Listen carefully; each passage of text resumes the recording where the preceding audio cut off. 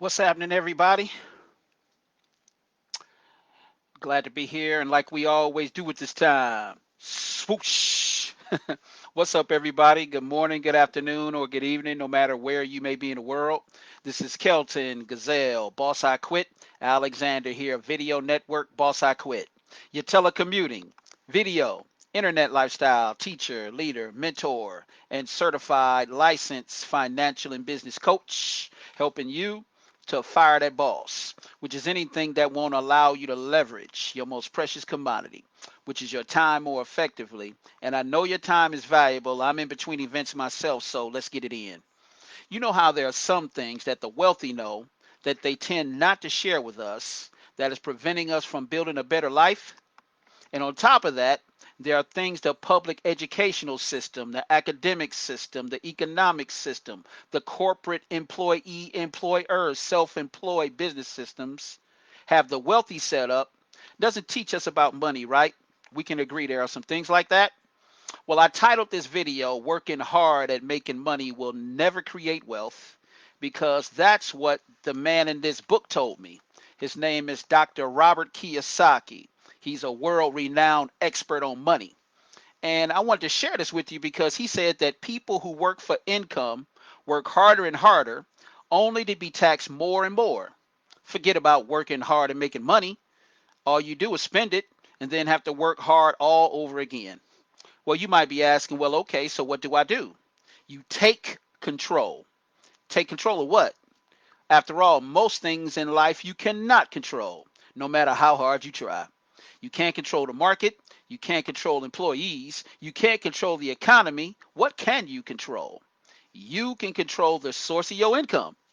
But the problem is that the way to do that is by building a business, which is the way most of the very rich became rich, by the way. Like Bill Gates built Microsoft. Michael Dell created Dell computers in his dormitory room. Mark Zuckerberg created Facebook in his dormitory room. Still, historically, there have been very, very few people who have truly lived by the business owner method of making money, right? But it's the best place to begin generating genuine wealth. But at the same time, there are some barriers to entry that have kept most people's out. I said people's. For one thing, most people don't have the cash that it takes to start their own business. I'm talking about a real business. Now, today it costs an average of 5 million to start your own business. And for another thing, building your own business from scratch remains the most riskiest ways of all the ways to become rich because the failure rate for new businesses is about 90% in the first 5 years. So if your new venture fails, just who got lost 5 million. Now, in my years of starting new businesses, I failed to get rich twice or three times or four times, and I'm still striving, but it never pushed me into bankruptcy, nor did it cost me millions of dollars, personally speaking. Now, he said typically when you start your own business, you have to make sure your rent, your utilities, and the rest of your overhead are paid, your employees are paid, and your suppliers are paid, or you're out of business. So, guess who doesn't get paid? You. And in the course of starting a new business, and I'm talking about a successful business, a business that you can leave alone for 6 months to a year and still come back, and that business, that machine, that system runs on its own and doesn't require your direct effort and is just as, if not more profitable, 6 months to a year later than the day that you left it. So, to build a business like that, you could easily go 5 or 10 years without taking a paycheck. Now, also, you have to believe in your dream of being a business owner, and you have to live and think as the business owner method of making money requires you to. But the problem is, most people do not have the mental, emotional, physical, or financial stamina to handle these conditions. It can be brutal, and it usually is. So, what about a franchise? Well, a franchise takes a great part of the risk out of it, right? Now, with an established franchise like a McDonald's or a Subway, your odds of success improve significantly because a lot of the groundwork is done for you, but you're still stuck with problem number one, which is you have to come up with the cash. And the cost of purchasing one of the better known franchises can range from 100,000 to 1.5 million or even more. And that's just for the rights to franchise. Then there are monthly payments to headquarters for training, advertising, and support. And even all this support is still no guarantee of great wealth. See, many times a person must continue to pay money to the franchisor or headquarters, even when his or her personal franchise is losing money. Even if you are one of those who succeed at a franchise, chances are very good that you still won't make many money yourself for the first few years. And 1 in 3 franchises eventually go broke.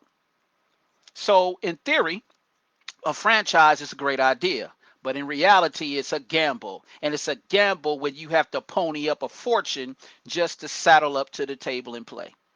Now, I'm going to talk to you about the power of passive income, and I'm going to get on out of here. Let me ask you a question. Have you ever used one of those spring-loaded water faucets that some public restrooms install to save water? But when you turn the water on, you have to hold the faucet there because when you let it go, it bounces back to the off position.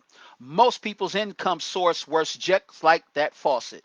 You get a little money flowing, and then when you let it go, it bounces back to off. See, you can never build freedom that way. What you want is a money faucet that you can let go of once you turn it on because it stays on by itself. So it's not just about having income today, tomorrow, or next week.